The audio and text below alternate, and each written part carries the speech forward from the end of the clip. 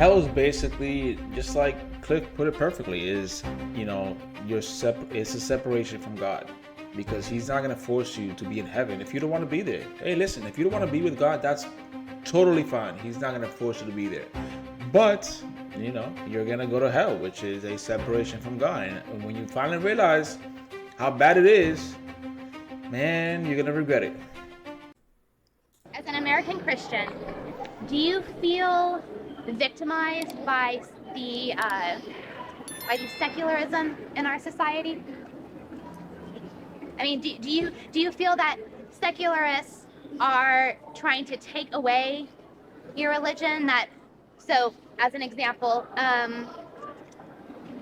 not allowing public school dictated prayer in public schools. Do you feel that that is secularism taking away your right to believe and worship? No. No, I don't. Actually, it's kind of surprising. So you're completely okay with not teaching creationism in schools? Yeah. So you believe that evolution is an accurate theory? And I have the utmost respect for professors who teach evolution as a process. My Correct. problem is Creation. with the intellectual dishonesty of so many professors who teach evolution not as a process, but as an origin. And they do that in the name of science. That is intellectually dishonest, I am convinced. Evolution as an origin is not science, it's philosophy. It's a philosophy of science. And I've had the privilege of debating several evolutionists who have pointed out very clearly that to try and use science to prove God is intellectually dishonest. And they've been equally honest to try and they've said, and to try and use science to disprove God is intellectually dishonest. I would say that you cannot compare faith, something that rests completely on a person's belief and not necessarily any need for evidence. You can't really compare that to a way of thinking that relies entirely on evidence. Faith is all about proving, and this is right. Science is about disproving. You can never prove something in science. You can only disprove or support. I disagree. My brother is involved in genetic research to help the body take in the new liver and kidney without rejecting it. He's a transplant surgeon. He does research. I can promise you, my brother is trying to find out how to genetically manipulate things so that the transplants that he makes will be accepted by the body. So I view science as a tremendous, fantastic area of knowledge where we're trying to discover how to solve problems. We're not just trying to negate things, we're trying to follow the evidence. Where does the evidence lead? Right, and you do that by systematically testing in a way that you can either support or disprove, but Yes. can never prove. Yeah. Okay. So you can't compare faith and science. You can't use science to try to prove God, because how can you prove something with science? Science doesn't prove, it only supports or disproves. And God, by definition of faith, cannot be proven. It cannot be, you can say, oh, well, Interesting. I, I feel God in me. Right. I feel a spiritual connection. I can, when I read the Bible, I feel that connection with something greater than me. Right. But those are only feelings. Well, to that point, I mean, you can use science to prove the historical facts of Jesus and the resurrection. And, if the resurrection happened, then 100% everything else Jesus spoke about is accurate, because he is the one that basically said, I'm gonna die and I'm gonna resurrect from the dead. And he did that. So if you guys want to use science for that, and you guys can prove it with science, then it will get rid of this argument. And everything that Jesus said, it is true. Okay. And science can show them in an MRI. We were kind of talking about feelings earlier and love. See that. Okay, I would express it differently. I would say there is evidence that God exists. Not scientific evidence, but philosophical, rational, reasoning evidence. Order and design demand an intelligent mind.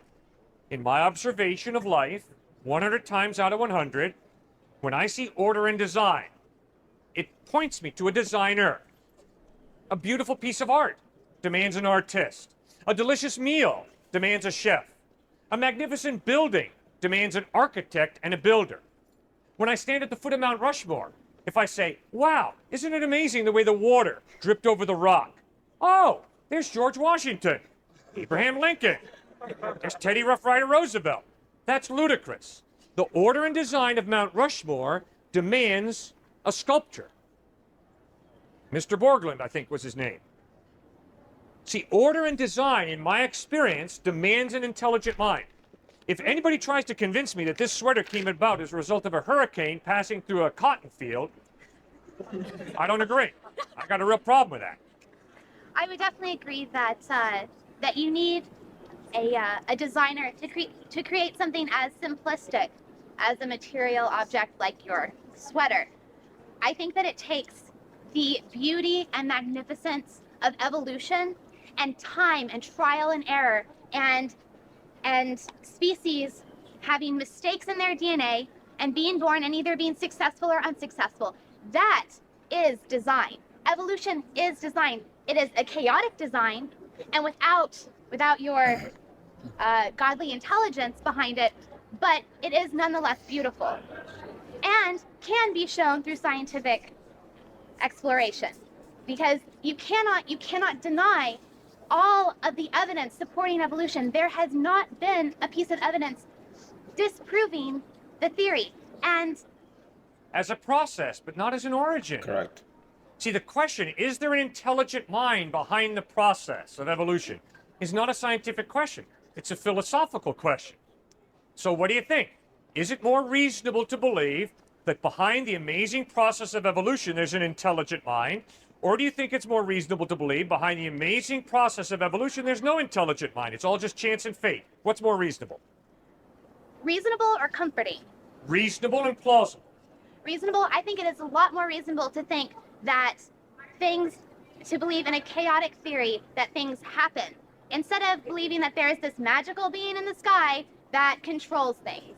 Because where did that magical being come from? Okay, that's a great question. Obviously, Albert Einstein thought at one time, along with Aristotle and others, that the universe was eternal. And therefore there's no need for God, because the universe is eternal. The Big Bang Theory came along and showed, no, sorry, universe is not eternal. Universe is about 15 billion years old. Einstein was sharp. Einstein understood, uh-oh, if this is true, that the universe is not eternal, it means there's got to be a God, a creator. Why? Why? Because everything that has a beginning has a cause. If the universe has a beginning, then the universe has a cause. So is God eternal? Correct. Yes. God is an uncaused cause, without beginning, eternal. And that is by far the most reasonable answer to the question, what is eternal? Because the Big Bang shows us the universe is not eternal. It's about 15 billion years old. So the question is, who or what caused the universe? But who or what caused the thing that caused the universe? We're talking. All right. If there is a God, he's an uncaused cause. He's eternal. And right here, you talk about God as a male. Why? Who's to say that God has a gender? Oh, that's very simple, man. God doesn't have big biceps and facial hair. When we say God is he, the only reason we say he is because we don't have a personal neuter pronoun. The only neuter pronoun we have is it. I'm sure they'll God come is up not with an one. it. God is a personal being who loves. But you're right, So God is a person? personal being. Personal being. Not body, torso, head, arms, legs. Personal being, a spiritual being, but not an it. God is not the force. God is a personal being who loves you. It's pretty good news, isn't it? Well, some people would disagree with you, but On what basis? Well- Why would someone say, ah, shoot, God loves me, I hate that? Yeah, you'll find people. no, I'm arguing that multiple people would disagree with you that God loves me. Good gracious. What kind of person would say God doesn't love you? Well, doesn't the Bible say that if someone doesn't believe in God and accept him into their heart, that they're going to eternal damnation? Yes. How can something love me and also want to give me pain? How can something love me conditionally? That's not love. Love is unconditional. And if God loves me, then he, she, it is not sending me to eternal damnation. All right. All you got to do is think carefully. What does the Bible say about hell? What it says crystal clearly is heaven is relationship with God, together with God. Hell is separation from God. And because God is tolerant, and because God respects your free will, God refuses to force you to live life now with him and then haul you into heaven to spend eternity with him. If you don't want to Instead, go, he yeah. respects your free will. And if you choose to live your life separate from God, you have that right. He's tolerant, he respects your right, and he's not going to force you to spend eternity with him in heaven. If So you you want to will live your force life me separate to from him, spend you'll spend eternity in eternity hell? separate from him. That's hell. Perfect answer. So hell isn't like Dante's Inferno? That's right. Dante Okay. didn't know about hell. So Hell is basically just like Cliff put it perfectly. Is it's a separation from God because He's not gonna force you to be in heaven if you don't want to be there. Hey, listen, if you don't want to be with God, that's totally fine. He's not gonna force you to be there, but you're gonna go to hell, which is a separation from God. And when you finally realize how bad it is, man, you're gonna regret it. Correct.